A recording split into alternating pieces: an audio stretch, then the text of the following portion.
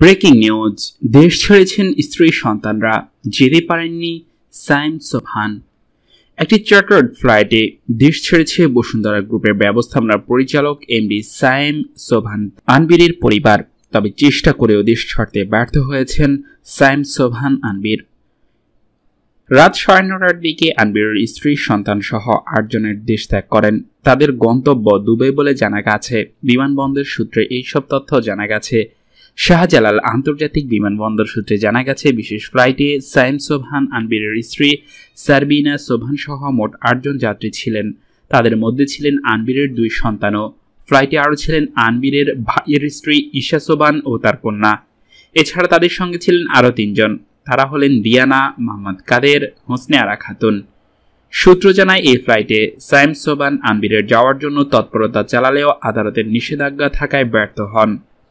প্রসঙ্গত, গত 26শে এপ্রিল সন্ধ্যায় গুলশানের 120 নম্বর সড়কের 19 নম্বর বাসা একটি ফ্ল্যাট থেকে মুনিয়ার লাশ উদ্ধার করে পুলিশ।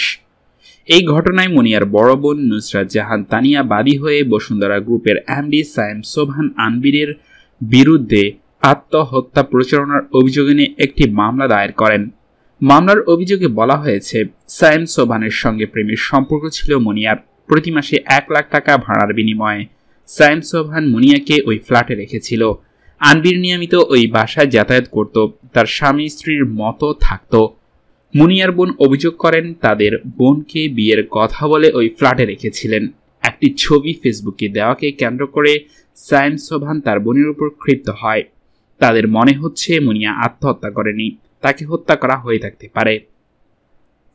রাজধানী গুলশানের একটি ফ্ল্যাটে মোসরাত জাহান মুনিয়ার মৃত্যুর 6 দিনের মাথায় নিহত ভাই আশিকুর রহমান হত্যা মামলা নেওয়ার জন্য আদালতে আবেদন করেন। তবে ওই আবেদন নিয়ে মুনিয়ার বোন নুসরাত জাহান নিজের ভিন্ন অবস্থানের কথা জানান।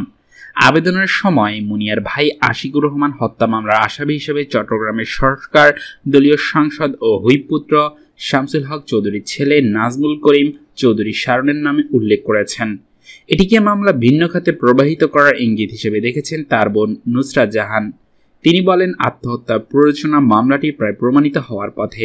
আমার ভাই আশিকুর রহমান আত্মহত্যার প্ররোচনার মামলাটিকে ভিন্ন খাতে নিতে নাজমুল করিমের বিরুদ্ধে মিথ্যা খুনের মামলা অভিযোগ এনেছেন। প্রকৃতপক্ষে আশিকুর রহমান কিছুই জানেন না। উনি কখনো কোনো দায়িত্ব পালন করেননি। মুনিয়ার অভিভাবক বলতে আমি আর আমার স্বামী। অভিভাবক নাম করে অসৎ উদ্দেশ্যে হঠাৎ তিনি আশিকুর রহমান এই মামলা করতে গেলেন, তা নিয়ে প্রশ্ন তুলেন নুসরাত। প্রিয় দর্শক, আপনি কি মনে করেন মুনিয়ার হত্যাকাণ্ডের জন্য কে দায়ী? কাকে দায়ী করেন আপনি?